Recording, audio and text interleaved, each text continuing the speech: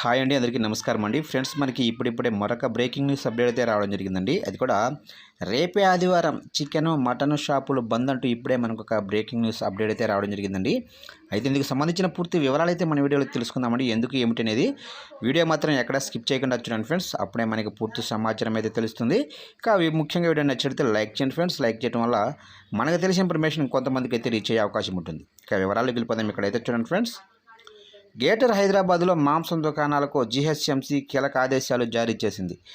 జైన మత ప్రచారకుడు మహావీర్ జయంతి సందర్భంగా మాంసం దుకాణాలు బంద్ చేయాలని జారీ చేసిన ఆదేశాల్లో పేర్కొన్నారు. ఇక చికెన్, మటన్, ఫిష్ అమ్మకాలను నిషేధించింది. ఎవరైనా ఆదేశాలను ఉల్లంఘిస్తే కఠిన చర్యలు తీసుకుంటామని అధికారులు హెచ్చరికలు జారీ చేశారు.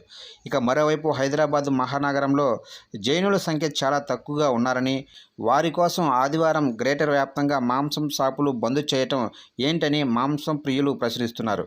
అయితే మహావీర్ జయంతిని జైనులు ఎంతో పవిత్రంగా భావిస్తున్నారు.